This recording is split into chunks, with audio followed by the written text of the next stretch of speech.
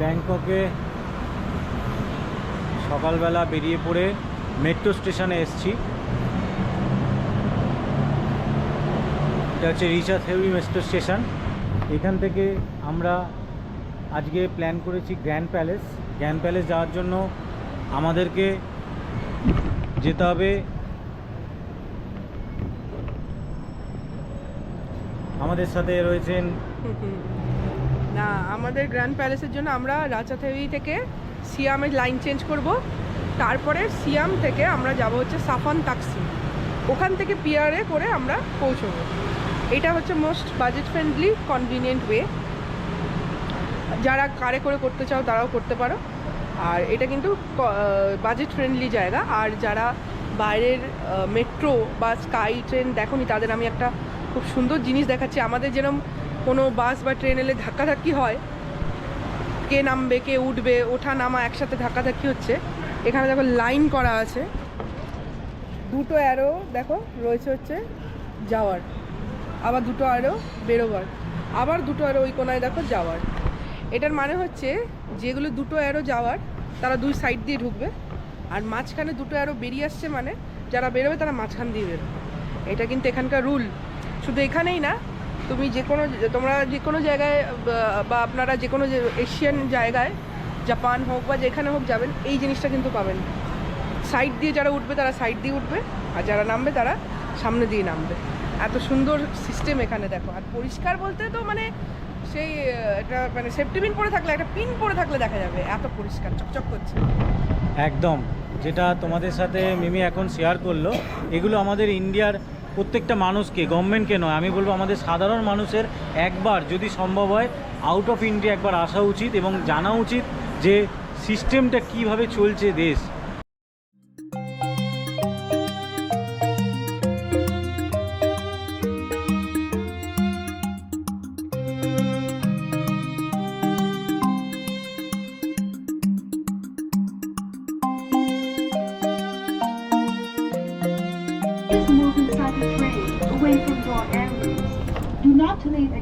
ভালোই ভিড় আছে। আমরা এখন সিয়াম স্টেশনে নামলাম। সিয়াম স্টেশনে দেখো তোমাদেরকে শেয়ার করব কত সিস্টেমেটিক ওয়েতে। দেখো সবাই দেখো লাইন দিয়েছে পরপর, প্রত্যেকটা এরকম গেট রয়েছে এরকম একটা করে, তার পেছনে দেখো লম্বা লাইন, কেউ কারোর গায়ে যাচ্ছে না, সব পরপর পরপর এরকম লম্বা লাইন দিয়ে দাঁড়িয়ে আছে। একজন উঠবে, তারপর পরপর সবাই উঠবে, কেউ কারোর উপরে উঠে যাবে না। আর ওই দেখো দেখতে পাচ্ছ, ওটা হচ্ছে সিয়াম স্টেশন, এখানটায় লেখা আছে। সিয়ামে আমরা চেঞ্জ করলাম, এবার আমরা ব্লু লাইনটা ধরলাম, এখান থেকে সাফান তাকসিম যাব।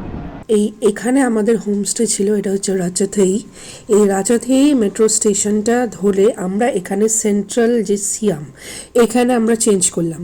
ঠিক আছে, চেঞ্জ করে আমরা এখানটায় সোজা আসবো হচ্ছে সাফান তাকসিম, মানে এইখানে আমরা আসব। এইখান থেকে আমরা পিয়ার ধরে যাব হচ্ছে গ্র্যান্ড প্যালেসে।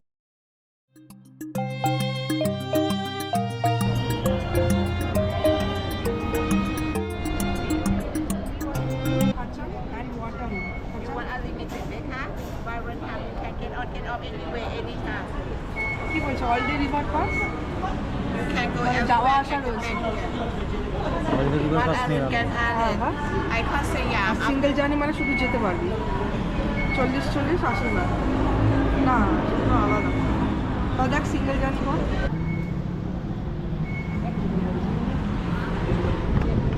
আমরা টিকিট করে নিলাম, এবার এই হচ্ছে টিকিটটা দেখে নাও। এই যে দেখো, এটা হচ্ছে এই যে 40 but per person single ticket. আমরা হোল্ডে ক্রুজ করিনি, কারণ আমরা দুটো জায়গায় যাব, ওই জন্য আমরা এখানে সিঙ্গেল টিকিট করে নিলাম। আর এইটা হচ্ছে এক্সিট। আমরা এখন পিয়ারের দিকে যাচ্ছি।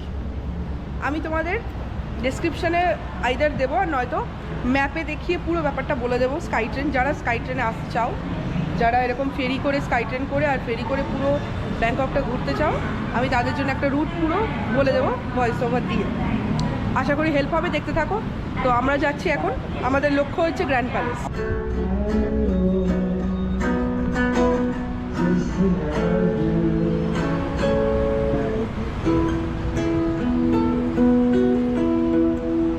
It tells me how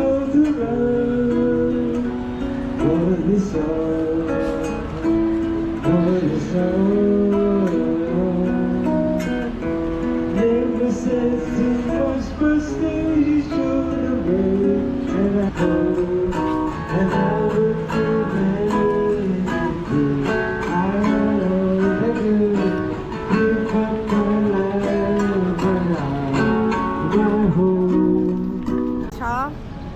Phraya express boat, Chao Phraya express boat, এখান থেকে আমরা ধরবো হচ্ছে boat for Bangkok grand palace.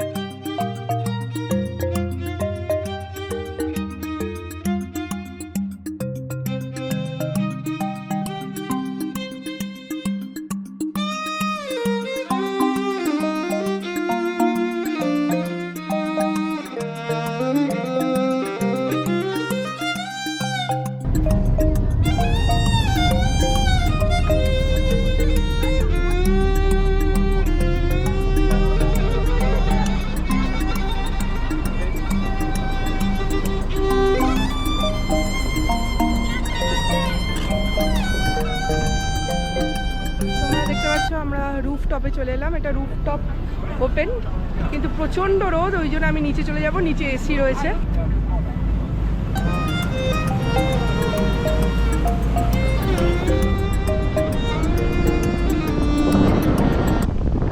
খুব সুন্দর, এরকম আমি কোনোদিন এরকম দেখিনি, আমি আমার ফার্স্ট দেখা এটা। তা আমি এবার নিচে যাই, ঠিক আছে, তোমরা এনজয় করো ব্লগটা। এই হচ্ছে ফেরির রুটটা, এই যে এটা পুরো দেখতে পাচ্ছ, এটা হচ্ছে পুরো ফেরির রুট। আমরা পিয়ার থেকে যেখানে ফার্স্ট নামবো সেটা হচ্ছে এইটা N9, এটা হচ্ছে গ্র্যান্ড প্যালেসের পিয়ারের, এটা হচ্ছে ঘাটটা থাচাং। তারপরে আমরা যাব হচ্ছে এখানে ওয়াট ফোর্ট এইটা, আর তারপরে আমরা যাব হচ্ছে ওয়াট আরুন। এইটা হচ্ছে পুরো রুট। যদি কেউ এখানে নিতে চাও, এখানে দেখতে পাচ্ছ যে 40 ভাট করে এখানে পড়ছে সিঙ্গেল জার্নি, আমরা সিঙ্গেল জার্নি নেবো। আর যদি কেউ অল ডে রিভার পাস নিতে চাও, হপিং করতে চাও, আনলিমিটেড হপিং, তাহলে সেটা হবে 150 baht. The Chao Phraya River flows through Bangkok and is known as the River of Kings, যা থাইল্যান্ডের ইতিহাসের সঙ্গে গভীরভাবে জড়িত এবং আজও নৌকো ফেরি চলাচলের জন্য খুব গুরুত্বপূর্ণ রুট এটি, because it plays an important role in transport and trade. Many famous places যেটা আমরা আজকে টার্গেট রেখেছি, grand palace and Wat Arun are on its banks, যা পর্যটকদের আকর্ষণের কেন্দ্র। নদীর সঙ্গে মানুষের জীবন ও সংস্কৃতি ওতপ্রোতভাবে যুক্ত। The river supports daily life by providing water and livelihood. খানিকটা আমাকে একটু কোচির কথা মনে করিয়ে দিচ্ছে এই রিভারটা। আর এখানে আধুনিক শহর ও ঐতিহ্যের সুন্দর মিশ্রণ দেখা যায়। Tourists enjoy river cruises for scenic views. Thus, the Chao Phraya River is the heart of Bangkok, যা শহরটিকে প্রাণবন্ত ও ঐতিহাসিক করে তোলে।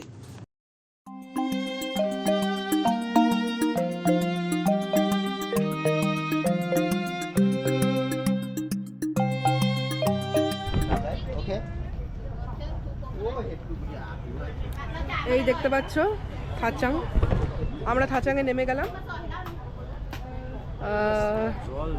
তোমরা দেখলে পরপর ফলো যদি করে থাকো তাহলে দেখলে আমরা এখন গ্র্যান্ড প্যালেসে আসার জন্য, দেখো ডাব খাচ্ছে, দেখো ডাবের জল, ভর্তি ভর্তি জল, টুকুটুকু আর জল। এখানে নারকল, আমি নারকল খাচ্ছি। কত করে ডাব এখানে? 40 ভাট, মানে আমাদের ইন্ডিয়ার কারেন্সি কত? 120। 120 টাকা করে ডাব এখানে। ওই জন্য ডাবের বাইরেটা অংশটাও মনে হয় খেয়ে নিচ্ছে, পুরো পয়সা উসুল হয়ে যাবে বলে। নারকলটা খেয়ে নিচ্ছে। এই 120 টাকা ডাবের কি সবুজটাও খেতে হবে পয়সা উসুলের জন্য? হেভি মিষ্টি, দরকার নেই, ভেরি গুড।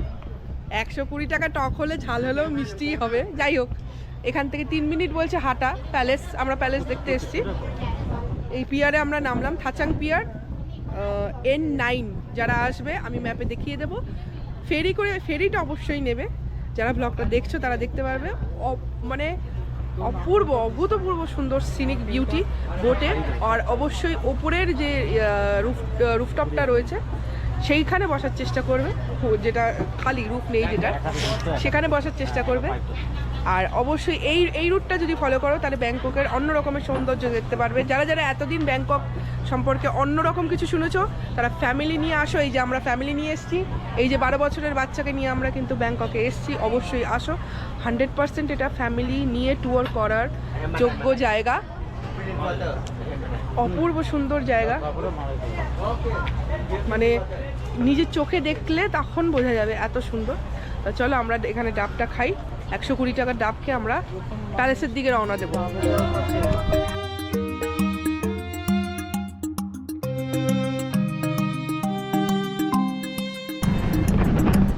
দেখো তোমাদেরকে আরেকটা জিনিস দেখাবো, এটা কিন্তু আমাদের মানে ইন্ডিয়া নয় বা ইন্ডিয়ার যে কোনো সিটি বলো কোনো জায়গা নয়, পার্থক্যটা এখানেই বুঝতে পারবে। দেখো আমরা যে কোনো জায়গা দিয়ে এখানে পার হতে পারবো না। এখানে দেখো রেড কালারের, আমরা যেটাকে জেব্রা ক্রসিং বলি ইন্ডিয়াতে, আলাদা করা আছে, ঠিক ওই জায়গাতেই পার হতে হবে। এই দেখো সিটিটা রয়েছে, ঠিক এরকম জায়গা তৈরি করা আছে জেব্রা ক্রসিং। এখানে এসে দাঁড়ালে তবেই তুমি পার হতে পারবে, যে কোনো জায়গা থেকে কিন্তু আমরা পার হতে পারবো না। এইরকম কতগুলো জিনিস দেখে আমার সত্যি ভালো লাগছে এবং আমি ফিল করছি যে না, আমি একটা ফরেন কান্ট্রিতে এসেছি, যারা কত ডিসিপ্লিন ওয়েতে তাদের লাইফ স্পেন্ড করছে এখানে। ভালো লাগছে। দেখো এখানেও যেটা আমাদের ওখানে টোটো বলি, এখানেও কিন্তু ওরকম টুকটুক রয়েছে এবং এটার মডেলটা অনেক স্ট্যান্ডার্ড, অনেক ভালো কোয়ালিটিও বলে এবং অনেকটা হাই স্পিড। আমাদের ওখানকার মতো কিন্তু ভেবো না, এটা অনেক হাই স্পিডে কিন্তু এখানে টুকটুকগুলো চলে। আমরা এখন গ্র্যান্ড প্যালেস দিকে এগোচ্ছি। এটা হচ্ছে তার রাস্তাটা যাওয়ার পথে। এখানে দেখো টুপি বিক্রি হচ্ছে। এই ভিউটা আমার কেমন লাগছে তোমাদের সবার? এইটা রোদের জন্য আমি করেছি, বেশ আরাম লাগছে, কারণ পুরো খোলা মাথা রাখার থেকে এরকম একটা আরাবিয়ান স্টাইলে আমি এরকম একটা ঢাকা দিয়ে নিয়েছি মাথায়। গ্র্যান্ড প্যালেস সেই দিকে এগোচ্ছি। তোমরা দেখতে পাচ্ছ ভিউটা, দূরে পুরো প্যালেসটা দেখা যাচ্ছে। আমরা এখানে আসার জন্য অনলাইনে আগে থেকেই টিকিটটা করে নিয়েছিলাম, কারণ এখানে থাই ভাট হিসাবে অনেক ক্ষেত্রেই অনেক জায়গায় টিকিটের আমাদের ইন্ডিয়ান কারেন্সিতে বেশি পড়ে যাচ্ছে। তা আমি এখানে সিকিউরিটি রয়েছে গার্ড। প্রত্যেকটা মুহূর্ত, প্রত্যেকটা জায়গা বারবার করে প্রমাণ করে দিচ্ছে যে আমরা ইন্ডিয়ার বাইরে রয়েছি। এত পরিষ্কার পরিচ্ছন্ন, ভালো লাগছে যে কবে আমার দেশও এরকমভাবে সুন্দর হয়ে উঠবে, কবে আমার দেশেও এরকম রোড হবে, এরকম ফুটপাথ থাকবে যেখান দিয়ে আমরা এইভাবে সুন্দরভাবে হাঁটতে পারবো। খুব ভালো লাগে আর খুব ইচ্ছা হয় যে আমার দেশও এরকমই পরিষ্কার পরিচ্ছন্ন থাকুক। আমরা সবাই যেন এরকমভাবেই গর্ব করতে পারি যে আমার দেশে এত সুন্দর। এবং তুমি এখানে দেখো ভেন্টিলেটারের মতো ফুটপাথের ওপরে কি সুন্দর গ্লাস দিয়ে করা আছে।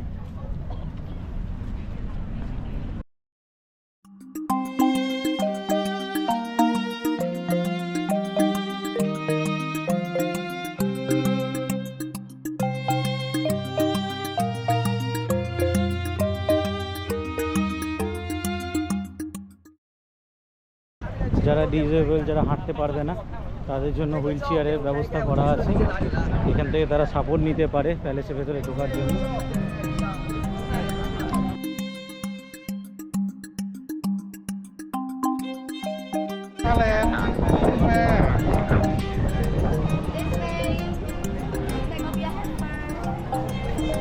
পাস রয়েছে অলরেডি, স্ক্যান করে নিতে হবে, এটা এখনও চেক হয়নি। এখানে সিকিউরিটি সিস্টেম রয়েছে।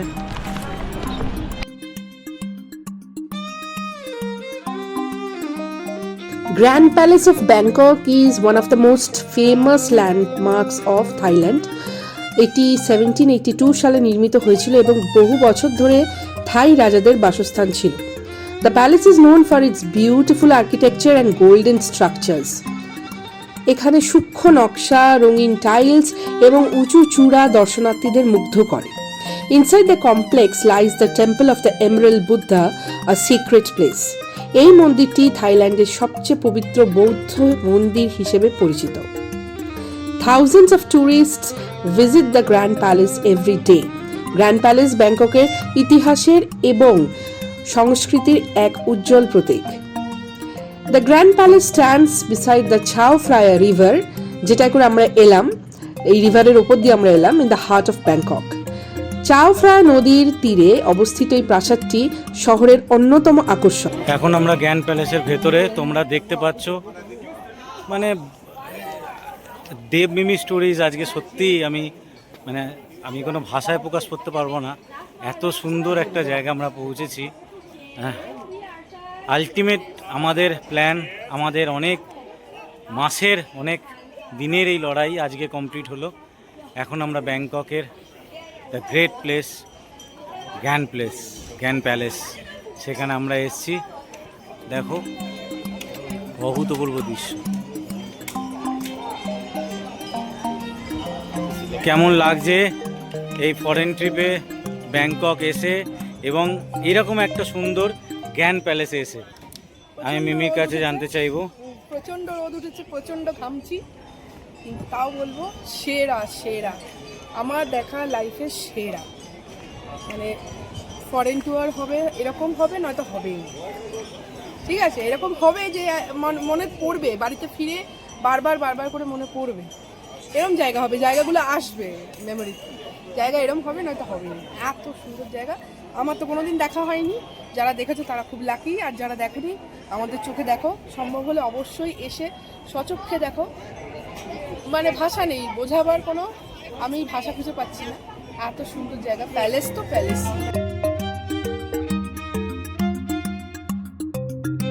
It reflects the rich history and royal heritage of Thailand. এই প্রাসাদ থাইল্যান্ডের রাজকীয় ঐতিহ্য গৌরবকে তুলে ধরে। Visitors must wear proper traditional attire while entering the palace. The detailed murals and carvings tell stories from Thai epics. এই চিত্রকর্ম ভাস্কর্য থাই সংস্কৃতি ও ধর্মীয় কাহিনীকে প্রকাশ করে এবং কি সুন্দর, দেখো চোখ জুড়িয়ে যায়। এত সুন্দর যে পেইন্টিংগুলো দেখলে ভাবা যায় না যে সেই সময় মানুষের হাতে করা পেইন্টিং এগুলো। এখন আমি আমার বাবার সাথে, জর্ডানের সাথে গ্র্যান্ড প্যালেসের ভেতরে অনেকগুলো কমিটমেন্ট ছিল, তার মধ্যে ওর একটা বার্থডের আমাকে বলেছিল একটা গিফট করতে। তা বার্থডের একটা স্পেশাল গিফট, বার্থডে গিফট, আমার জন্য কিছু গিফট নেই। না ম্যারেজ অ্যানিভার্সারি গিফট। আমাদের অ্যানিভার্সারি গেল, আস্তে আস্তে। তোমরা এখন থাইল্যান্ডে আছো না, আমি তোমাদেরকে বলবো একদম এক্ষেত্রে আমাকে কেউ দোষ দেবে না। এটা হচ্ছে বার্থডে গিফট থাইল্যান্ড, জর্ডানের জন্য। সঙ্গে থাকো, দেখবে আরেকটা এরকম জায়গা থাকবে, মেবি আরেকটা কান্ট্রি থাকবে যেটা ম্যারেজ অ্যানিভার্সারির জন্য।